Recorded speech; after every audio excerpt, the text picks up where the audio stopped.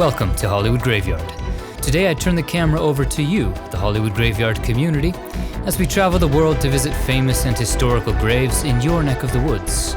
In this video, we're making our way across the Northeast to find legends like Fred Gwynne, Thomas Edison, Helen Keller, Olympia Dukakis, and many more. My friends, the time is yours.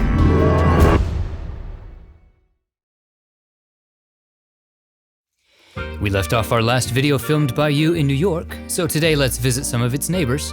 To find the graves of stars and other historical figures in the Northeast, then work our way south. On the travel itinerary today are Maine, New Hampshire, Vermont, Massachusetts, Rhode Island, Connecticut, New Jersey, Pennsylvania, Maryland, and Washington, D.C.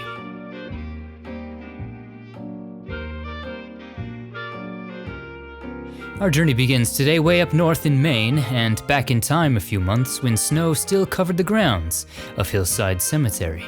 Here we find the grave of Hester Hornberger, better known as Richard Hooker. If you're a fan of MASH, perhaps you know Richard Hooker. He was a United States Army surgeon during the Korean War. In 1968, he published his novel MASH based on his experiences. It would be made into a critically acclaimed film in 1970, then 2 years later made into an equally critically acclaimed and long-running television sitcom.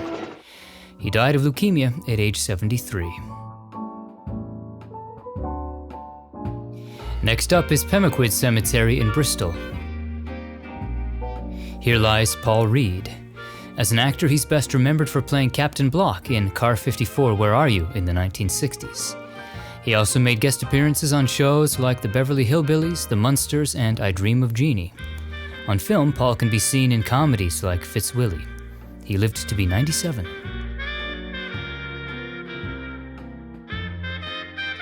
This is St. Patrick's Catholic Cemetery and the grave of Robert Gerringer. He had a number of notable recurring roles on television in the 60s, 70s, and 80s. He played Dr. Woodard on Dark Shadows, Stryker Bellman on Texas, and Del Emerson on The Edge of Night. He had a few movie roles as well, including Dr. Short in The Way We Were. He died from a stroke at age 63. Boy, that snow really looks refreshing on this hot August afternoon, doesn't it?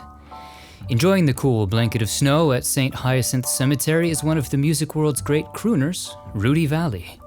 The saxophone player, band leader, singer, and actor rose to prominence on the radio during the Roaring Twenties, ranking among the first to rise from local radio to national prominence as a crooner. He had a hit in the Stein Song in 1930, which is the University of Maine's school song. Oh, fill the steins to dear old Maine, shout till the rafters ring. Like so many in that era, with the rise of his popularity, it wouldn't be long until he made his way to film, including playing J.D. Hackensacker III in The Palm Beach Story. You fans of the original Batman series will also remember him as Lord Marmaduke Fogg. He died from cancer at age 84. This serene spot at Mount Pleasant Catholic Cemetery hosts an actress named Myrna Fahey. Perhaps her best-known film role is that of Madeline Usher in Roger Corman's House of Usher. On television, she played Kay Banks on Father of the Bride, Maria on Zorro, and made guest appearances on shows like Batman and 77 Sunset Strip. Myrna was just 40 when she died from cancer. The epitaph of this next talent from the past says it all. Eileen Farrell was the greatest American soprano of her time. Through a career that spanned some 60 years, she performed classical and popular music in concerts, theaters, and on radio and television. Her voice was described as some unparalleled phenomenon of nature. She is to singers what Niagara is to waterfalls. Eileen lived to be 82 and rests here at Castine Cemetery. Moving on to Seaside Cemetery, we find the grave of Samuel A. Taylor. He was an author, playwright, and screenwriter. Perhaps his best-known work is the 1953 play Sabrina Fair. It would be adapted on screen twice, in 1954 starring Audrey Hepburn and in 1995 starring Julia Ormond. Additional screenwriting credits include the Eddie Duchin story and Vertigo. Samuel would receive an Oscar nomination for the screenplay for 1954's Sabrina. He died from heart failure at age 87. You fans of silent film know this next man, resting at Silver Lake Cemetery. This is the grave of Dustin Farnum. the silent actor became one of the popular stars of the Western genre in the very early days of cinema. Farnum has the distinction of having starred in what is believed to be the very first feature-length film shot in Hollywood, California, 1914's The Squaw Man, which was also Cecil B. DeMille's directorial debut. Dustin Farnum appeared in some 42 films during the silent era. He passed away from kidney failure in 1929 at age 55. We've arrived now at Brooklyn Cemetery, the final resting place of one of the 20th century's great authors of children's literature, E.B. White. His best-known works are ones many of us read as children, including Stuart Little, The Trumpet of the Swan, and Charlotte's Web. Charlotte's Web in particular is considered one of the greatest classics of children's literature, winning numerous accolades and ranking among the best-selling of all time. And of course you know his books have been adapted on screen numerous times. E.B. White died from Alzheimer's at age 86. He rests here next to his wife Catherine, who was a fiction editor at The New Yorker. Our last main stop brings us to St. Peter's Catholic Cemetery in Lewiston. Here lies Lou Cody. The suave matinee idol of the silent and early sound eras was known as a male vamp, starring alongside the likes of Renee Adoré, Norma Shearer, and Gloria Swanson in sexy comedies. His films include Exchange of Wives and His Secretary, and the talkie A Parisian Romance. Lou was married to another silent film legend, Mabel Normand. He was just 50 when he died from a heart attack.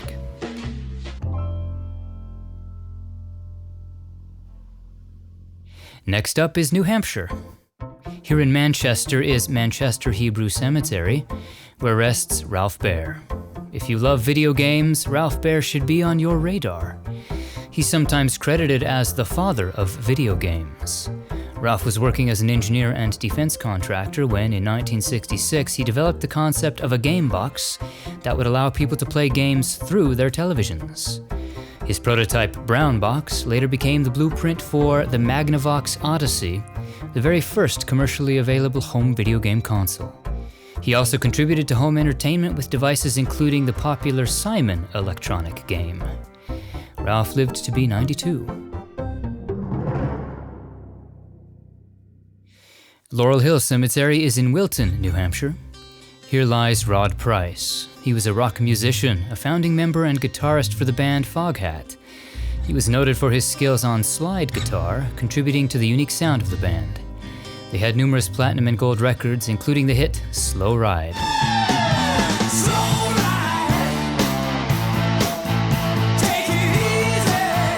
Rod was just 57 when he passed away after suffering a heart attack. One more New Hampshire stop brings us to Smith Meeting House Cemetery in Gilmanton. Here is the grave of Grace Metalious. She burst onto the literary scene in 1956 with her novel Peyton Place. The novel sold 60,000 copies in the first 10 days and remained on the New York Times bestseller list for some 59 weeks. The novel would spark a franchise, including numerous film and television adaptations, perhaps most notably the long-running soap operas in the 60s and 70s. Grace was just 39 when she died from cirrhosis of the liver.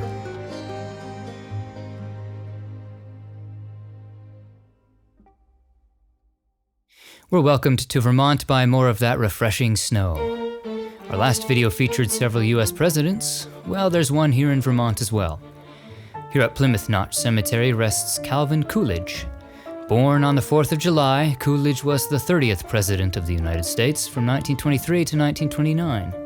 During his presidency, he restored public confidence in the White House and Office of the Presidency, signed into law the Indian Citizenship Act of 1924, which granted U.S. citizenship to all Native Americans, and oversaw the rapid growth and expansion of the Roaring Twenties. He is also praised by historians for his stalwart support of racial equality during a period of heightened racial tension in the nation. Coolidge died at 60 from a coronary thrombosis. Two roads diverged in a wood, and I took the one to Robert Frost's grave. Robert Frost is remembered as one of America's great poets, known for his depictions of rural life and colloquial speech. He's the only poet to receive 4 Pulitzer Prizes for poetry. His epitaph, "I had a lover's quarrel with the world," is from his poem, The Lesson for Today. Robert Frost rests here at Old Bennington Cemetery.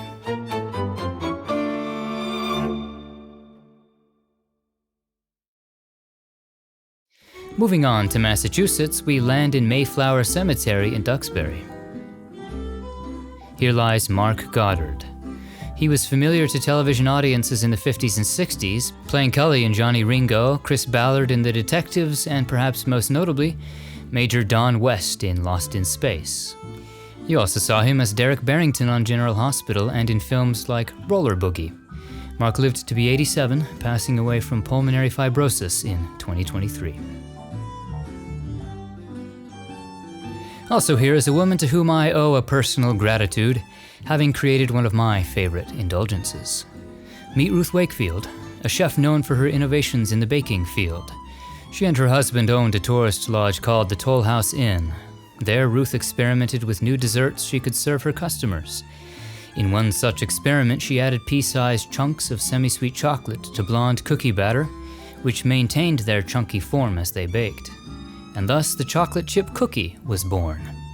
It became so popular it led to an influx in customers, and her cookie would become the most popular dessert of all time when Nestle printed her recipe as the Toll House Cookie.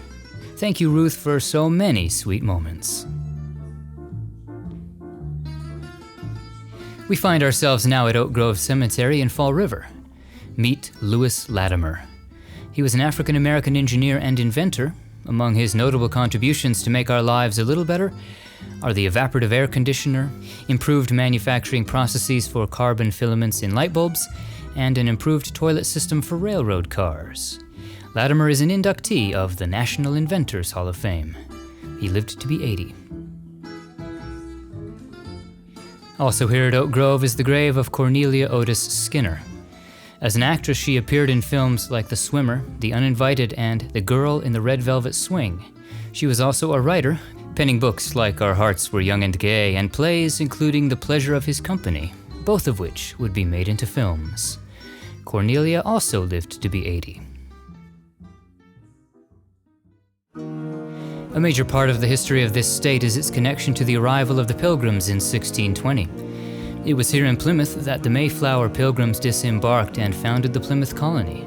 The site is marked by this stone, known as Plymouth Rock. Many of these colonists, among the first English settlers in the Americas, would be laid to rest here. One of the most famous rests in what is America's oldest maintained cemetery, the Standish Burial Ground. Here, surrounded by cannons, is the grave of Myles Standish. He was not a pilgrim himself, but an English military officer and colonist who accompanied the Pilgrims on the Mayflower, hired as a military advisor for the Plymouth Colony. Upon their arrival here, Standish would play a leading role in the administration and defense of the Plymouth Colony.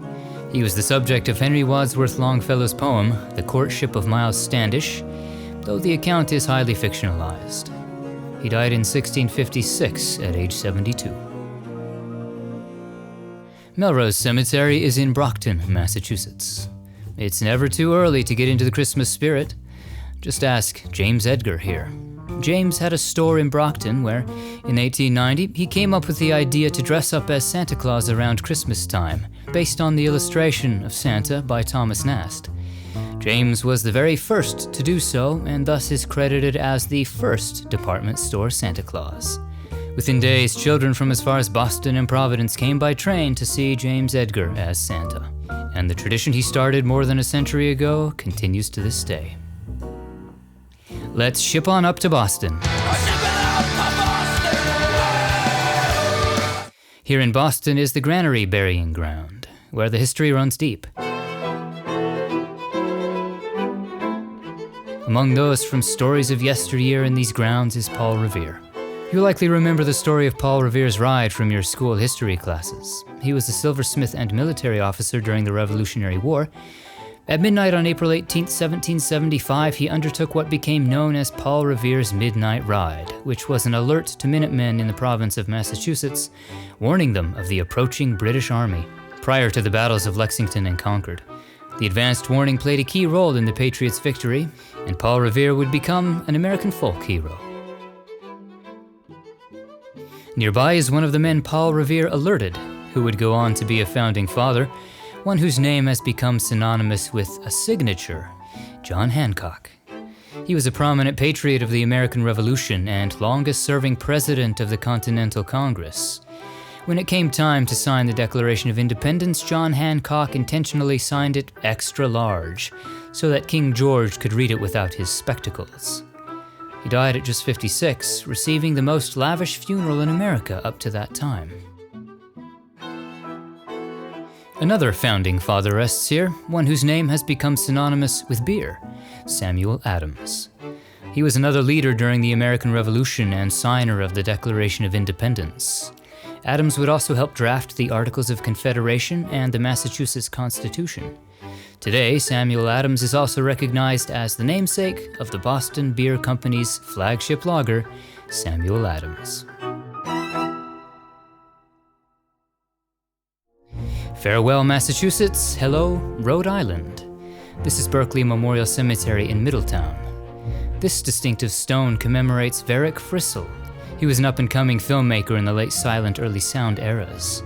His magnum opus, his first feature, would also be his last. It was 1931's The Viking, notable for being the first sound film to record sound and dialogue on location with the use of magnetic wire recording. The production included a real sealing ship, the SS Viking. On March 15, 1931, the production crew was aboard the ship shooting additional footage off the coast of Newfoundland. The ship had dynamite aboard in case they needed to free themselves from ice. The dynamite cache exploded, destroying the ship, killing 27 crew members, including director Varick Frissell and most of the film crew. The ship sank and Frissell's body was never found, so this is a cenotaph. To this day, the disaster remains the greatest loss of life during a film production. Next up is Moshashik Cemetery in Central Falls. Here in this family plot rests actress Alice Drummond. A veteran of the stage, she would be nominated for a Tony Award for her performance as Mrs. Lee in The Chinese. But you fans of the Ghostbusters undoubtedly remember her best as the librarian in the opening scene of the movie.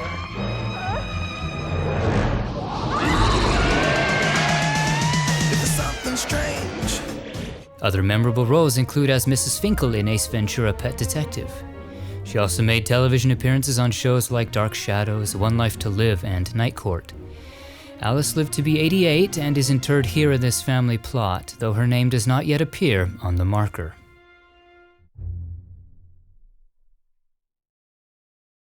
Hopping the border west, we arrive in Connecticut. First up here is Evergreen Cemetery in New Haven. Here lies Teresa Wright. The talented actress who embodied the girl next door won an Oscar for her performance in 1942's Mrs. Miniver. She would also be nominated for the films The Little Foxes and The Pride of the Yankees. Other notable films include Shadow of a Doubt and The Best Years of Our Lives.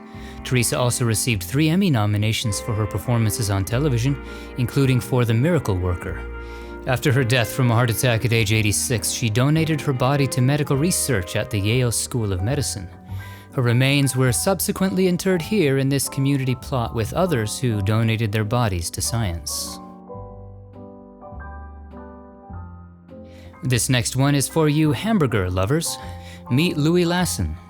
He is credited as the creator of the hamburger. In 1895, he began selling lunch from a food cart.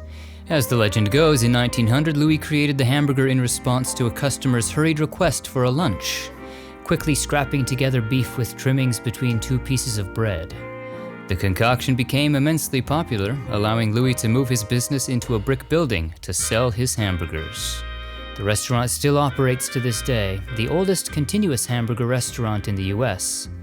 Hamburgers cooked here are made on the original cast iron vertical gas boilers from 1898, and the toast is made in a 1929 gas toaster. So here at Louis' Lunch, you can literally taste history. This Evergreen Cemetery is in Killingworth.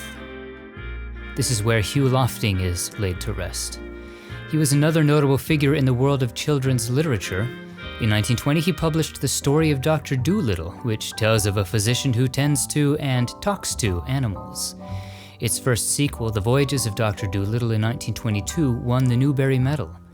8 novels completed by Lofting followed, as well as 2 more books edited after his death. Dr. Dolittle would be adapted on screen numerous times, the titular character portrayed by everyone from Rex Harrison to Eddie Murphy and Robert Downey Jr. Lofting lived to be 61. Moving on, we reach Newtown Village Cemetery. Here lies Douglas Kenney, an originator of the unique brand of comedy that came out in the 70s and 80s. He was a writer, one of the co-founders of the magazine National Lampoon in 1970. Kenney edited and wrote much of the magazine's early material. He'd go on to write, produce, and perform in the influential comedies Animal House and Caddyshack. But while on vacation in Hawaii in the summer of 1980, Kenney fell to his death from a cliff on the island of Kauai. He was 33.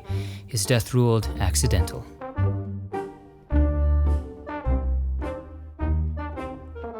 One of the 20th century's most noted playwrights also rests here in Connecticut, in Roxbury Center Cemetery.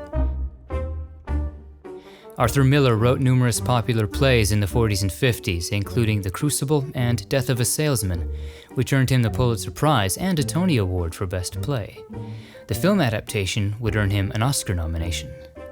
Arthur Miller also wrote for the screen, including The Misfits, which was Clark Gable and Marilyn Monroe's final film. It was written as something of a valentine for Marilyn Monroe, to whom he was married for several years. Miller lived to be 89. How about this charming old gate to Ridgebury Cemetery? In these grounds is a writer named Cornelius Ryan. He's particularly known for his writings on military history surrounding World War II. His books include The Last Battle, The Longest Day, D-Day, June 6, 1944, and A Bridge Too Far. The latter two were made into movies. Cornelius was just 54 when he died from cancer.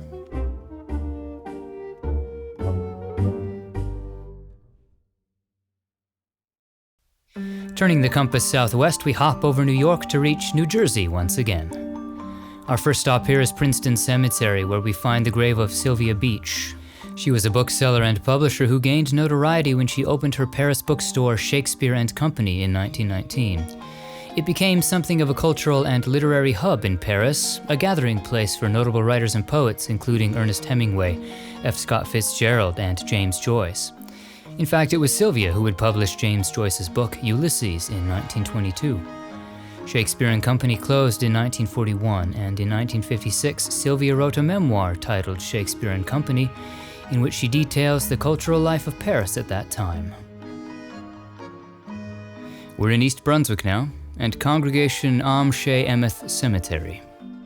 Here we find the grave of actor Stanley Camel. You fans of Monk remember him as Monk's psychiatrist, Dr. Kroger, on the series. He also played Bruce Teller on Melrose Place and Eric Peters on Days of Our Lives. Stanley died from a heart attack at the age of 65. St. Gertrude's Cemetery is in Woodbridge. Here lies character actor James Coco. He was nominated for an Oscar for his supporting role in the 1981 film Only When I Laugh.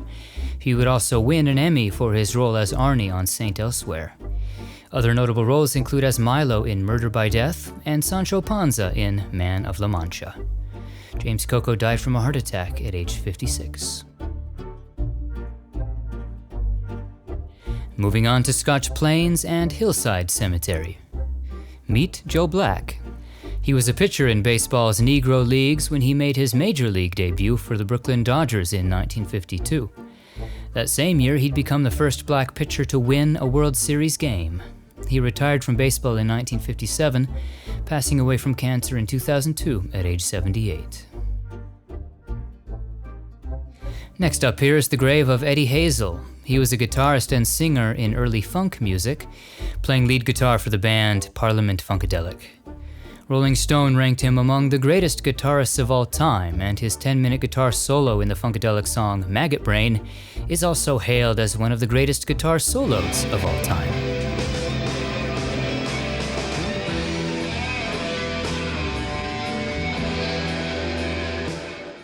Eddie was posthumously inducted into the Rock and Roll Hall of Fame.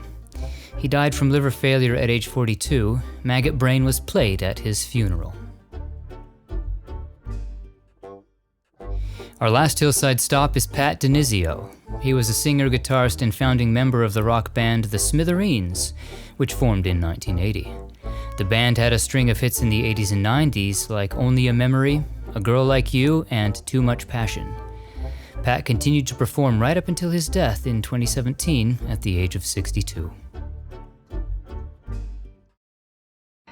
Moving on to Cedar Lawn Cemetery in Paterson, we find the unmarked grave of a silent film star named Betty Gray. She appeared in some 42 films between 1912 and 1918.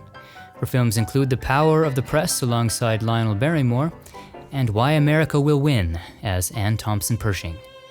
But her career was cut tragically short in 1919 when she died from influenza, a victim of the global pandemic. She was just around 25 years old. Her grave here remains unmarked. Mount Carmel Cemetery is in Tenafly. This is the eternal home of James Braddock. He was a boxer, the world heavyweight champion from 1935 to 1937.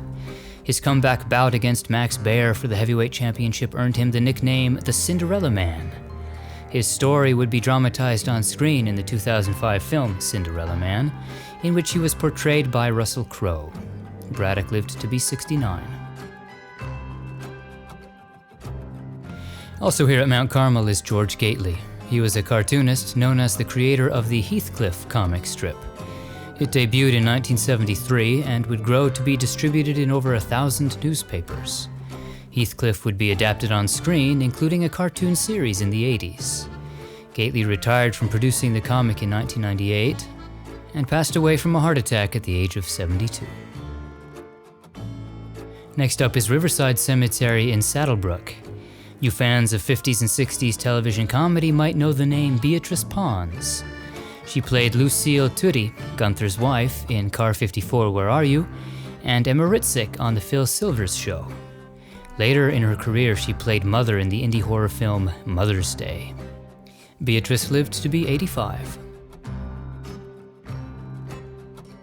Moving on to Cedar Park Cemetery in Paramus. Here lies actor John Marley. He was nominated for an Academy Award and Golden Globe for his role in 1970's Love Story. He also won the Volpe Cup for Best Actor for his performance in John Cassavetes' Faces. And you fans of The Godfather will remember him as Jack Woltz, the defiant film mogul who awakens to find the severed head of his prized horse in his bed. Marley died following heart surgery at age 76. Also here is a funny man uniquely named B.S. Pulley. He originated the role of Big Jewel in the musical Guys and Dolls and would reprise the role for the 1955 screen adaptation. Other notable films include A Tree Grows in Brooklyn and Nob Hill. Pulley died from a heart attack at age 61. These distinctive graves here belong to Julian Beck and Judith Molina. Together they founded the Living Theatre in 1947, an experimental theatre group. It remains the oldest experimental theatre group in the US. Julian was also a painter, poet, and actor, his best-known film role being the evil Reverend Cain in Poltergeist 2.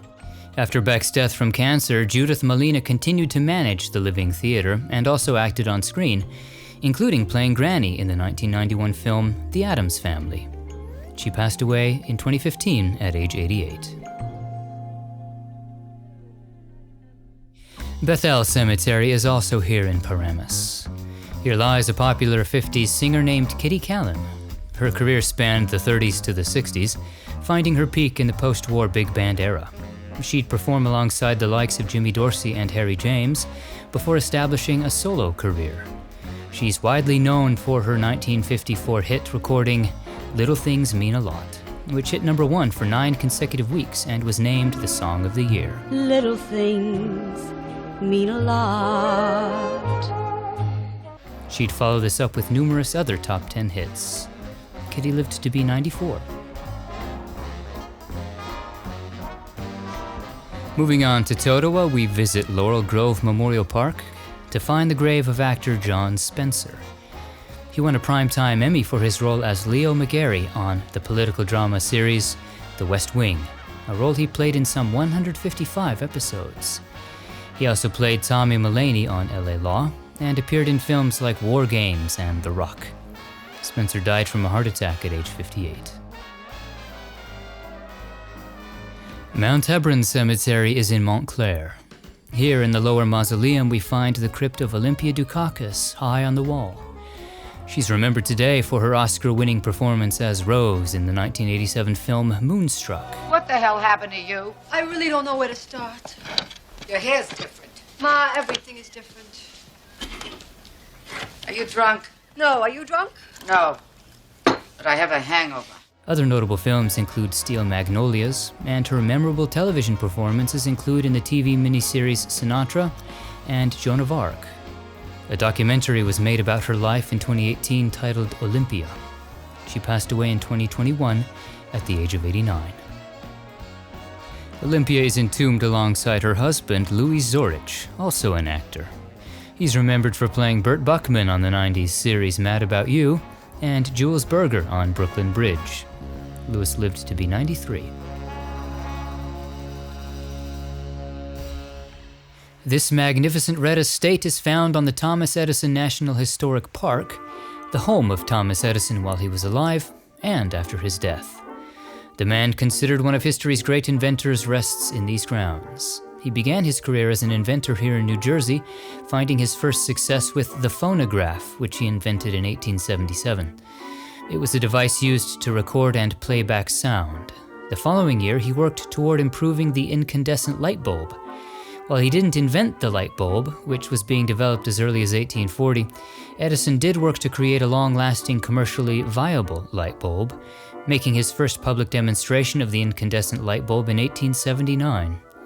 Edison was also a pioneer in motion pictures, working with other inventors like William Dixon and Thomas R. Mott to develop motion picture cameras and projectors, the kinetograph and the vitascope, which gave American audiences their first taste of moving pictures. In 1893, Edison built the first movie studio in the United States, called the Black Maria. Edison Studios would produce close to 1,200 films, but his monopoly, known as the Edison Trust, which had a stranglehold on anyone wanting to make movies in those early days, is part of what drove filmmakers from the East Coast out to Hollywood. After his death at age 84, Thomas Edison was originally interred at Rosedale Cemetery in New Jersey, but in 1963, more than 3 decades later, he and his wife were exhumed and reinterred here, where you can also visit his research laboratory.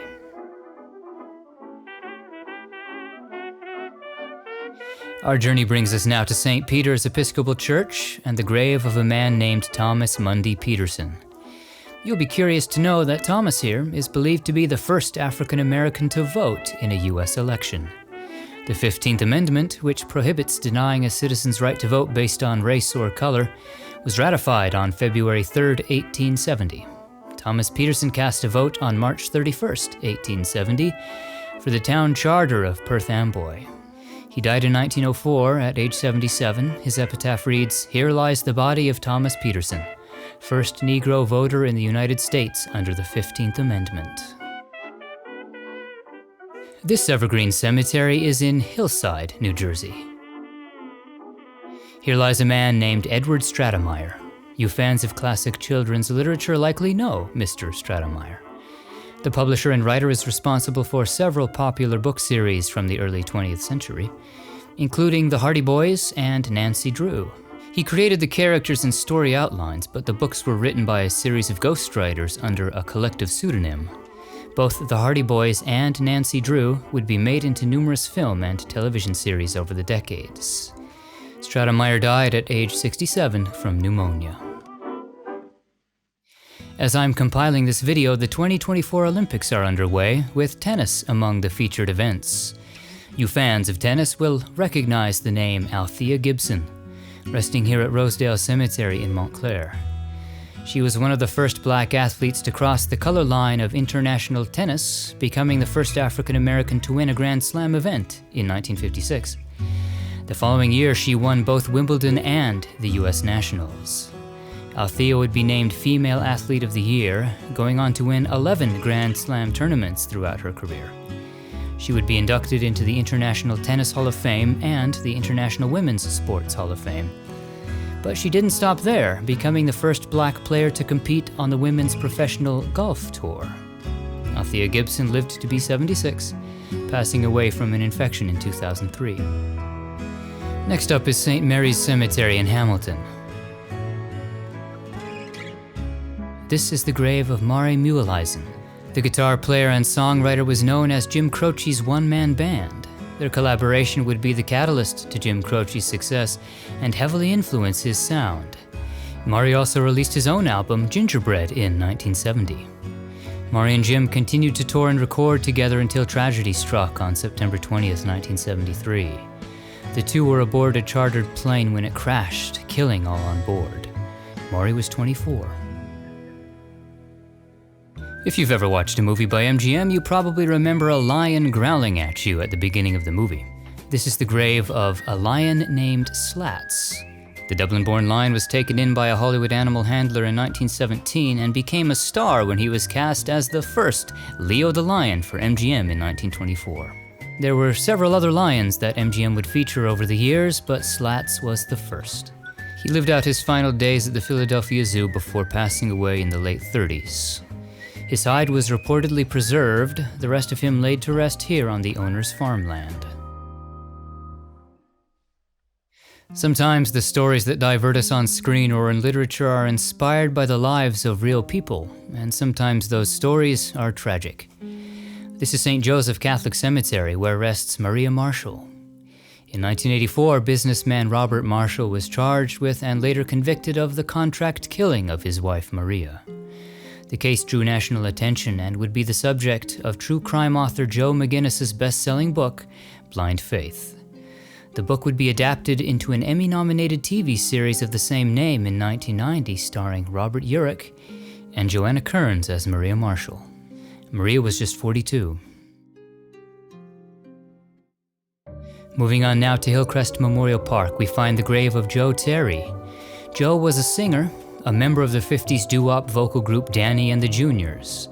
They had a #1 hit in 1957 with their song At the Hop. Let's go to the hop. Let's go to the hop.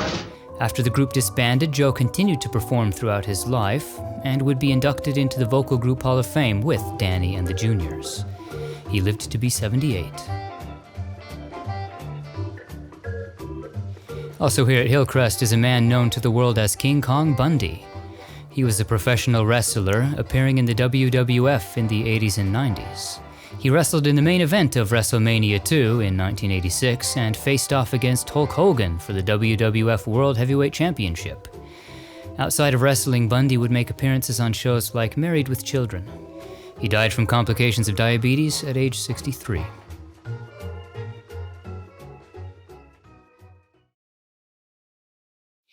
Our next stop is the great state of Pennsylvania. Let's begin here at Saxonburg Memorial Church Cemetery to find another notable professional wrestler, this one by the name of Big John Studd. He appeared in the WWF in the 70s and 80s. He held numerous titles, including the NWA American Heavyweight Championship, and was the winner of the 1989 Royal Rumble. One of his most famous matches was the Body Slam match at WrestleMania 1 against Andre the Giant. Big John Studd would even tag team with King Kong Bundy, who we visited earlier. John was just 47 when he died from lymphoma. He was posthumously inducted into the WWE Hall of Fame. Next up is Lancaster Cemetery. Here we find an artist named Charles Demuth. He was a renowned watercolorist and later pioneered the abstract style called Precisionism. One of his most recognized pieces is the 1928 painting I Saw the Figure 5 in Gold, which was a major influence on Futurism and Cubism and a precursor to the pop art movement. Charles died from complications of diabetes at age 51. We've arrived now in Duncannon and a cemetery that shares its name with the city. Herein we find the grave of Marie Doro. Her career as an actress began on stage on Broadway in plays like Oliver Twist, Sherlock Holmes, and The Admirable Crichton. She made her way to film in 1916, including reprising her role in the film adaptation of Oliver Twist. She appeared in some 18 silent films before retiring from acting. She died from heart failure at age 74. According to locals, every spring someone still leaves flowers here for Marie, all these years later. This charming churchyard is the Mission Covenant Church in Sugar Grove. Here lies Rob Buck. He was a musician and guitarist, remembered as a founding member of the alternative rock band 10,000 Maniacs. The band formed in 1981, and 4 of their albums would chart in the top 50, including Our Time in Eden, which featured their hit These Are Days. Rob died from liver disease at just 42. Here's one for you country music fans, in the Oddfellows Cemetery in Broad Top City. Look for the bust of Elton Britt. The singer-songwriter was known for his western ballads and yodeling songs. He recorded a number of hits, several of which are inscribed right here on his tombstone. His song, There's a Star-Spangled Banner Waving Somewhere, was the first country performance awarded a gold record for selling more than 1 million copies. It would be country music's greatest hit during World War II. There's a star-spangled banner waving somewhere. Elton Britt died after suffering a heart attack at age 58. Let's pop into one of Pennsylvania's beautiful mausoleums, bathed in colorful light from stained glass. In the Mausoleum of Christ Our Redeemer Catholic Cemetery is the crypt of Chuck Noll. He played 7 seasons in the NFL for the Cleveland Browns, which included 2 NFL championships, but Chuck is best remembered today for his work as a football coach. He's regarded as one of the greatest head coaches of all time, coaching the Pittsburgh Steelers from 1969 to 1991. As coach, he would win 4 Super Bowls and achieve numerous records. And in 1993, Chuck was inducted into the Pro Football Hall of Fame. He lived to be 82. Next up is St. Peter's Cemetery in Mount Carmel. Here lies a beloved actress named Ellen Dow. She began her career teaching acting, but found fame later in life when she decided to try her luck in the movies, landing her first roles in the 80s. She'd come to be known for portraying feisty old ladies. You fans of The Wedding Singer will remember her as Rosie the Rapping Granny. Hip hop, a hippie to the hip hip hop. You don't stop the rock to the bang bang boogie. Say up jump the boogie to the rhythm of the boogie the beat. She also appeared in Wedding Crashers. And on television you saw her in episodes of Golden Girls and Will and Grace. Ellen lived an astounding 101 years. If you watched Band of Brothers, you'll be familiar with this next historical figure, resting in Bergstrasse Evangelical Lutheran Cemetery in Ephrata. Dick Winters served as a paratrooper in East Company in the 101st Airborne Division during World War II. He would receive the Distinguished Service Cross for his command of the assault on Brecourt Manor during the invasion of Normandy. The exploits of Winters and the men in East Company would be documented in numerous books, including Band of Brothers in 1992. In 2001, Band of Brothers was adapted as a miniseries on HBO, in which Winters was portrayed by Damian Lewis. He lived to be 92.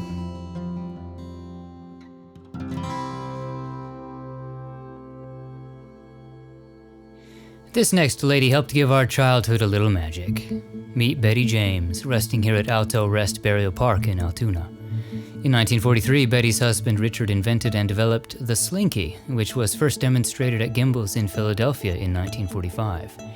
Betty and Richard formed James Industries to manufacture the Slinky. It was Betty who gave the toy the name, Slinky, and the company grew under her leadership from 1960 to 1998. She lived to be 90.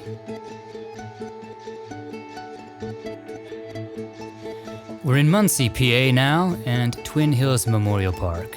If you ever played Little League Baseball as a child, you can thank Carl Stotts here. He founded Little League in 1939 as a 3-team league in Pennsylvania, and it was formally incorporated in 1950. It has since grown to become an international organization of nearly 200,000 teams in every U.S. state and more than 80 countries. Carl remained active in the leagues until his death in 1992. Schuylkill Memorial Park is in, you guessed it, Schuylkill, Pennsylvania. Here in the mausoleum is the crypt of actress Peggy Maley. She had notable roles as Mildred in 1953's The Wild One alongside Marlon Brando, and as Jean in 1954's Human Desire alongside Glenn Ford. She also moved into early television around this time, making appearances in shows like Climax, Dragnet, and Perry Mason. Her last appearance was on The Barbara Stanwyck Show in 1961, after which she retired from acting. moving to New Jersey to manage her father's bar and grill. She lived to be 84.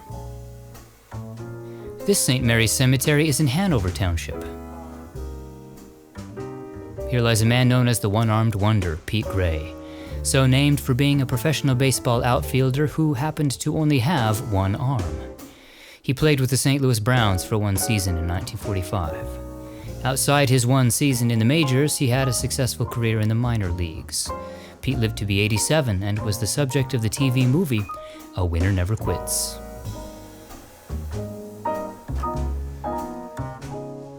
On to Wilkes-Barre and Hollenbach Cemetery. Our next star was a singer whose skill level was famously inversely proportionate to her confidence level. In the Jenkins Mausoleum rests Florence Foster Jenkins. She was a socialite and amateur soprano who became known for her flamboyant performances and complete inability to carry a tune. She became a camp figure in the 20s and 30s, truly convinced that she was a great coloratura soprano, despite all evidence to the contrary. One critic described her as the world's worst opera singer. She brushed off the criticism saying, "People may say I can't sing, but no one can ever say I didn't sing." Just goes to show, boys and girls, a little confidence can go a long way. Jenkins was portrayed by Meryl Streep in the 2016 biopic Florence Foster Jenkins in an Oscar-nominated role.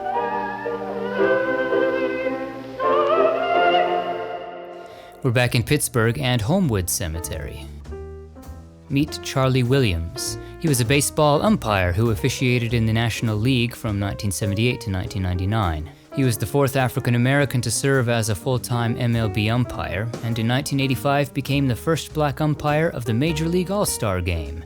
Then in 1993 he became the first black umpire to work behind home plate in a World Series game.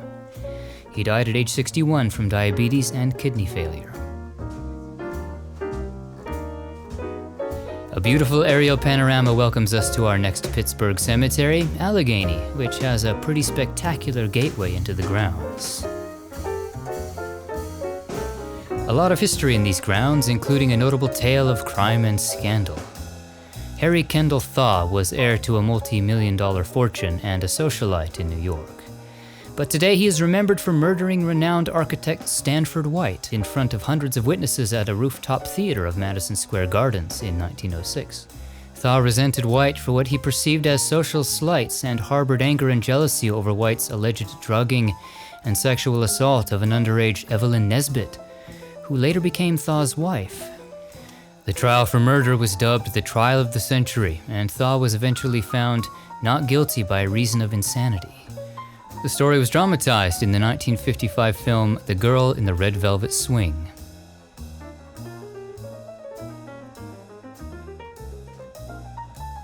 Our next Pennsylvania stop is West Laurel Hill Cemetery in Bala Cynwyd. Here lies Teddy Pendergrass. He was a soul and R&B singer in the 70s and 80s, rising to fame as the lead singer of Harold Melvin and the Blue Notes. He went on to find success as a solo artist, earning 5 Grammy nominations. In 1982, Teddy was involved in a car crash that would leave him paralyzed from the chest down.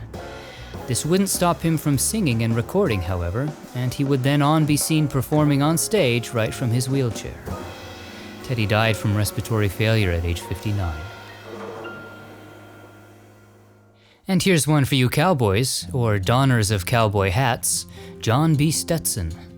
He's the man who invented the cowboy hat in the 1860s. His experiences in the West during the gold rush encouraged him to make hats suited to the needs of Westerners and cowboys. He founded the John B. Stetson Company here in Philadelphia, where he first created the Boss of the Plains hat, the first modern cowboy hat. Stetson's hats gradually evolved and became a symbol of the American West. He passed away in 1906 at age 75. Nearby is another Laurel Hill Cemetery, known as Laurel Hill East to distinguish it from Laurel Hill West. Overlooking the banks of the Schuylkill River is the distinctive grave of Harry Callis, where you can rest your weary bones on stadium seating. Harry was one of baseball's great sportscasters, remembered for his role as lead play-by-play announcer for the Philadelphia Phillies from 1971 until his death in 2009. He lived to be 73. The strains of gospel music bring us to Northwood Cemetery in Philadelphia. Here lies Sister Rosetta Tharpe. As her grave notes, she was a gospel music legend. Rosetta rose to popularity in the 30s and 40s with her gospel recordings, which were characterized by electric guitar, which helped her appeal to rhythm and blues and rock and roll audiences.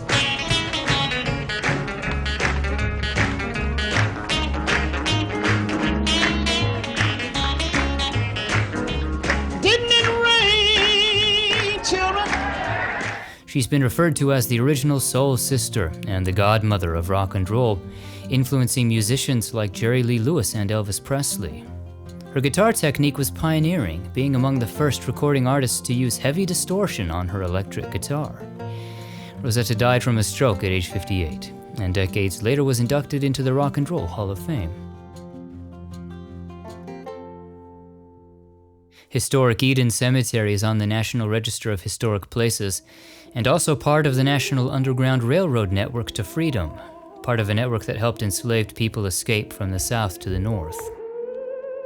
In these historic grounds rests Marian Anderson. She was a singer, a contralto, who performed a range of music from opera to spirituals. Between 1925 and 1965, she'd sing in major concert halls throughout the US and Europe. She was an important figure in breaking the color barrier in opera and overcoming racial prejudice in the United States. In 1939, she was denied singing in Constitution Hall because of her race. So First Lady Eleanor Roosevelt and her husband FDR invited her to perform a critically acclaimed open-air concert on the Lincoln Memorial Steps on Easter Sunday. Decades later, in 1955, she'd become the first African-American singer to perform at the Metropolitan Opera. And in 1963, Marian was awarded the Presidential Medal of Freedom. She lived to be 96. If you're a musician, maybe you have a guitar somewhere in your home. Well, dust it off and tune it up, because here at Nazareth Moravian Cemetery, we're visiting Christian Frederick Martin. He was a German-born luthier who specialized in guitars, founding the C.F. Martin and Company in 1833. Martin's guitar construction and design innovations helped produce the style of acoustic guitar that is familiar today, and many artists have played some of your favorite tunes on Martin guitars. In fact, there's one sitting next to my desk as I edit this video. Christian Martin lived to be 77. We could all use a good laugh from time to time, and our next star provided us with plenty of them. Here at Saints Peter and Paul Cemetery in Springfield rests John Pinette, a stand-up comedian, actor, and Broadway performer. He got his start touring the stand-up comedy circuit in the 80s, becoming known for his many impersonations during his routines. His big break came when he was asked to tour with Frank Sinatra. In 2005, he joined the Broadway production of Hairspray and would appear on shows like Parker Lewis Can't Lose and movies like The Punisher. You'll also remember John as the carjacking victim in the series finale of Seinfeld. He was just 50 when he died from a pulmonary embolism. Another evergreen cemetery, this one in Shavertown. This is the grave of Lee Tracy. The actor was known in the 20s to the 40s for his roles as fast-talking, wisecracking reporters, press agents, and salesmen. He was a key player in the radio and television drama Martin Caine, Private Eye. In 1964, he'd be nominated for an Academy Award for Best Supporting Actor for his role in the film The Best Man. He died from complications of cancer at age 70.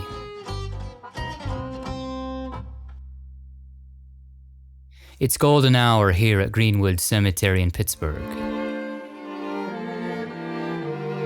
Here lies August Wilson.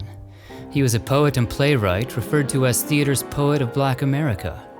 He's remembered for a series of 10 plays known collectively as the Pittsburgh Cycle, which chronicle the experiences and heritage of the African-American community in the 20th century.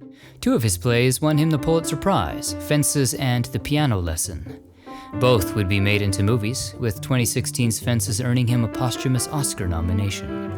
And recently, his play Ma Rainey's Black Bottom was adapted into a film on Netflix. August died from cancer at age 60, and the following year was inducted into the American Theater Hall of Fame.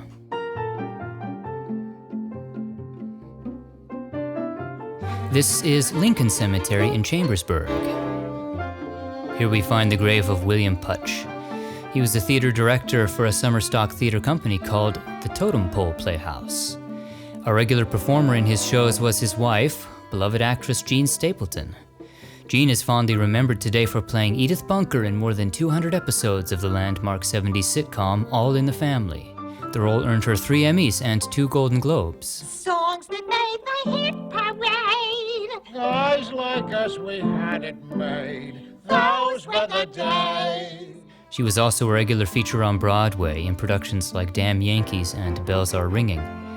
After her death in 2013 at age 90, the marquee lights on Broadway were dimmed in her honor. Jean was cremated, and according to some reports, a portion or all of her ashes may have been interred here with her husband, though there is no marker for her. Next up is Laurelwood Cemetery in Stroudsburg. Did you grow up watching Schoolhouse Rock? If so, you heard the music of Bob Duro. He was a composer known particularly for bebop and cool jazz. He worked with the likes of Miles Davis, then brought his music to television audiences when he joined Schoolhouse Rock in 1973. Songs like Schoolhouse Rocky, It's Schoolhouse Rocky, the tip of the block of your favorite schoolhouse rock. and Lolly Lolly Get Your Adverbs Here Lolly, lolly, lolly, get your adverbs here. were written and performed by Duro. The soundtrack album was selected for preservation by the Library of Congress as being culturally, historically, and aesthetically significant. Bob lived to be 94. Morris Cemetery is in Phoenixville. Here we find another songsmith from our childhood. This is the grave of Terry Gilkyson.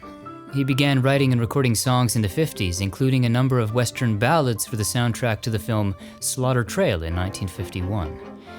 He formed a group called the Easy Riders in 1956, which had a major hit in the song Mary Ann. But audiences today best remember Terry for his work with Disney, writing songs for both movies and TV shows. He wrote The Scarecrow of Romney Marsh for The Wonderful World of Disney. Then in 1967, he wrote The Bare Necessities for The Jungle Book. Look for the bare necessities, the simple bare necessities. The song earned him an Oscar nomination. Terry lived to be 83.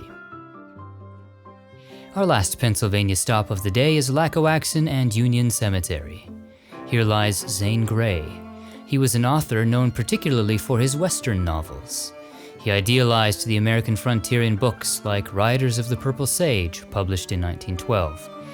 It was his best-selling book and would be adapted on screen numerous times, including the 1925 silent adaptation starring Tom Mix. Much of his other work would be adapted on screen as well, including on Dick Powell's Zane Grey Theater, which was a television anthology series of his tales in the 50s and 60s. Zane Grey died from heart failure at age 67.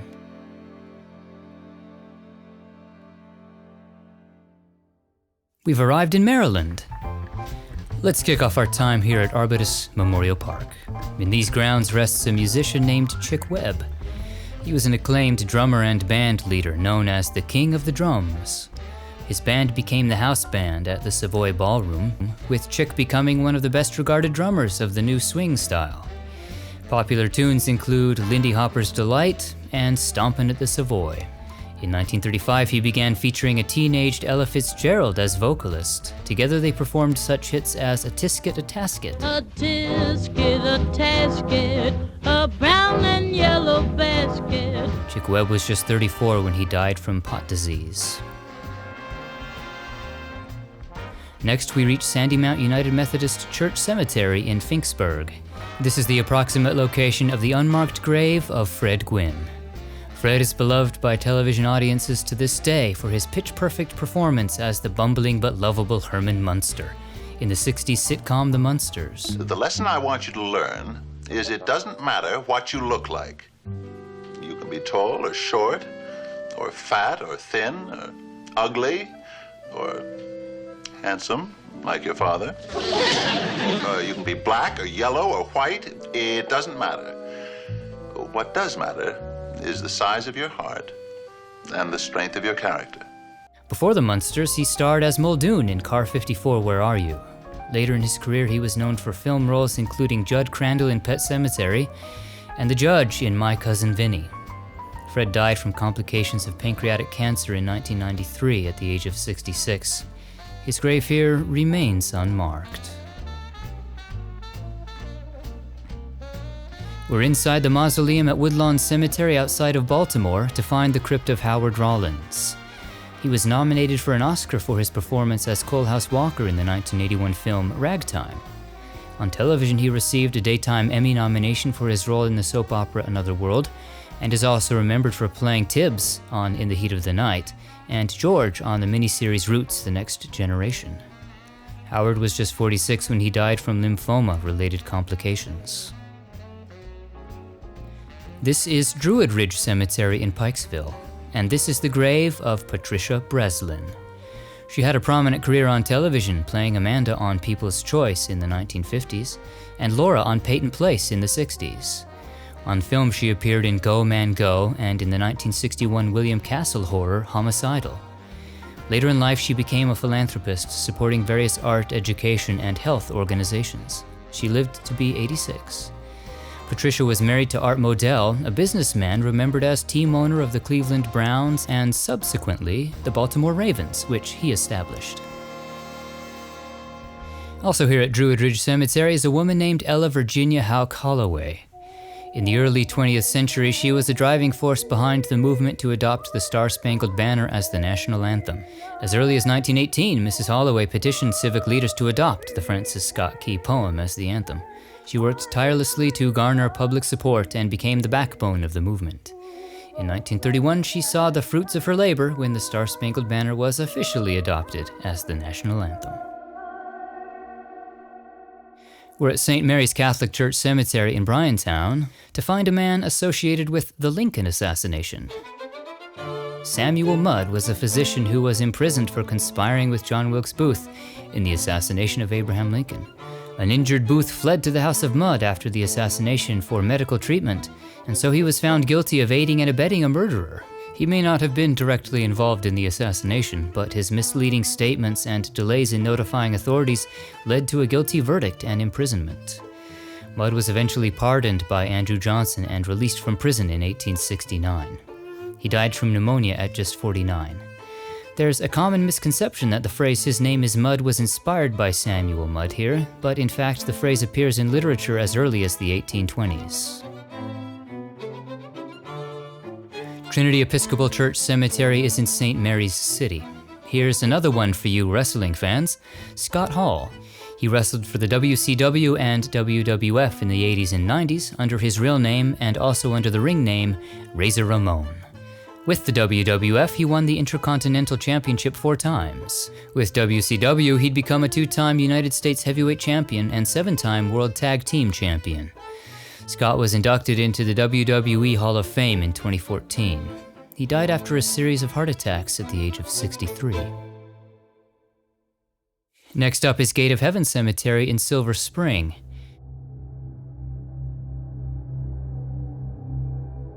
Here's one for you lovers of horror. This is the crypt of William Blatty. The Exorcist is considered one of the greatest horror films ever made, and it wouldn't have been made if William Blatty hadn't written the novel first. He wrote the novel The Exorcist in 1971, and then 2 years later wrote the screenplay for the iconic film. Blatty won the Oscar for Best Screenplay, a rare Oscar win in the horror genre. He would go on to write and direct The Exorcist 3, as well as write and direct The Ninth Configuration. William died from multiple myeloma at age 89. Parklawn Cemetery is in Rockville. It's somewhat fitting that geese welcome us to the grave of one of the 20th century's most famous female scientists, Rachel Carson. She was a marine biologist, conservationist, and writer whose work is credited for helping advance marine conservation and global environmental movements. Her books, known as the Sea Trilogy, explore the whole of ocean life and would become bestsellers. Most notable was 1962's Silent Spring, which documented the harm of pesticides on public and environmental health. It led to the banning of certain dangerous pesticides and sparked the environmental movement that led to the creation of the Environmental Protection Agency. Rachel is therefore sometimes called the mother of the modern environmental movement. For her work, Rachel was awarded the Presidential Medal of Freedom. She fought cancer later in life, passing away from a heart attack at the age of 56. A portion of her ashes was buried here, another portion scattered off the coast of Maine.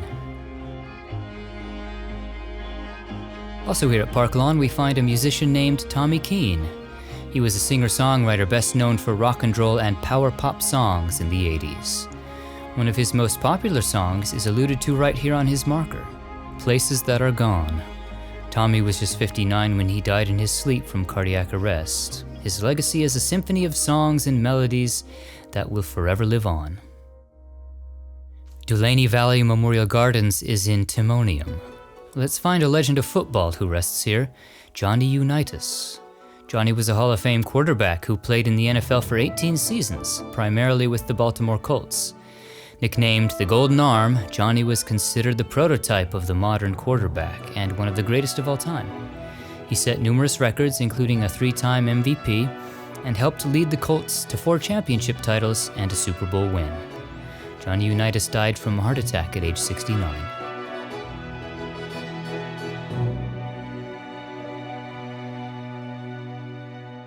Our last stops of the day bring us to Washington, D.C.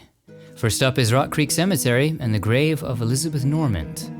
The actress had several memorable roles on television, perhaps most notably as Nancy, Frank Underwood's secretary on House of Cards. She also made appearances on shows like Doogie Howser MD, Party of Five, and Law and Order. And Elizabeth's film roles include Runaway and Romy and Michelle's High School Reunion. She died from cancer at age 61.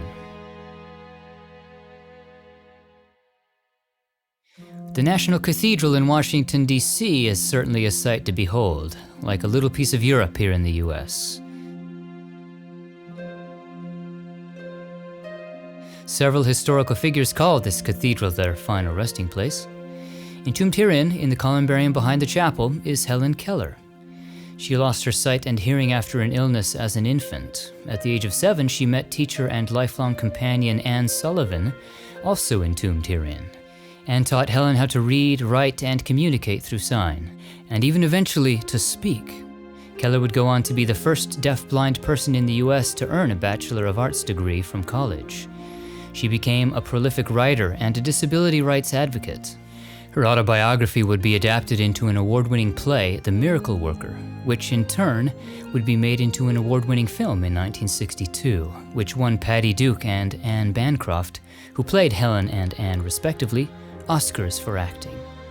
Helen Keller lived to be 87, resting here now alongside her beloved friend and instructor who helped her connect with the world.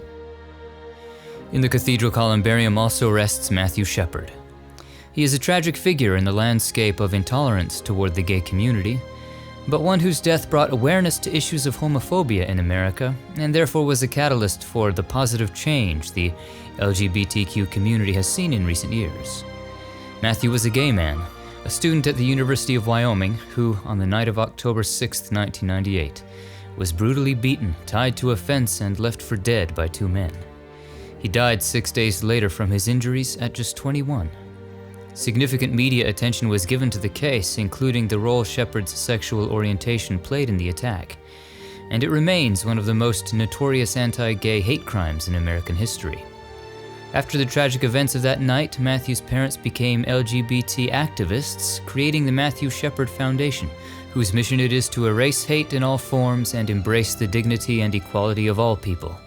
And years later, President Obama would sign into law the Shepard-Byrd Act, which adds sexual orientation, gender identity, and disability to federal hate crime laws.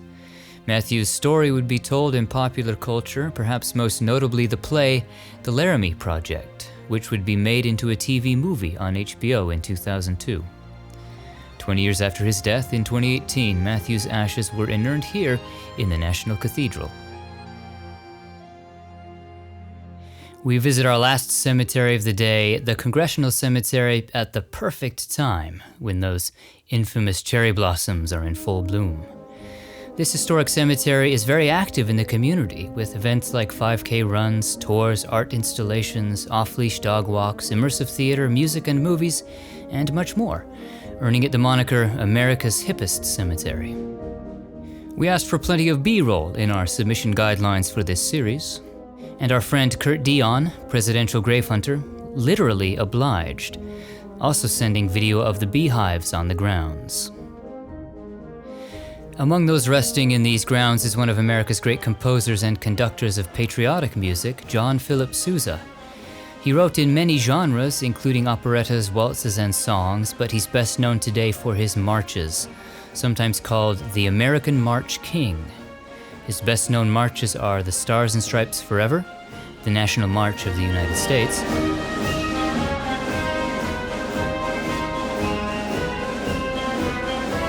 and Semper Fidelis, the official march of the United States Marine Corps.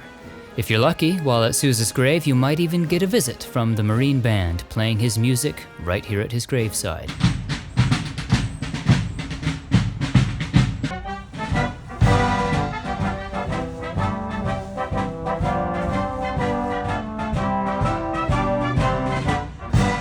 From 1880 to 1892, he headed the United States Marine Band, then went on to form the Sousa Band, playing triumphant concerts all over the world. He continued performing right up until his death in 1932 at age 77. And finally, we wrap up our tour today visiting the grave of Mary Fuller. The actress began appearing in silent short films for Vitagraph as early as 1908, and would go on to appear in a staggering 228 short films in less than a decade. She played Elizabeth in the very first film adaptation of Frankenstein in 1910, and by 1914 rivaled even Mary Pickford in popularity. But Mary felt the sting of the fleeting nature of fame when her career faltered in 1917. She suffered a series of nervous breakdowns later in life and spent the last few decades of her life in a psychiatric hospital. After her death in 1973 at age 85, she was buried here in an unmarked grave, until the 2010s when this memorial bench was installed here on her grave. Her epitaph reads, "A personality of eloquent silence." And that concludes our tour. What are some of your favorite memories of the stars we visited today? Share them in the comments below, and be sure to like, share, and subscribe for more famous grave tours. Thanks for watching. We'll see you on the next one.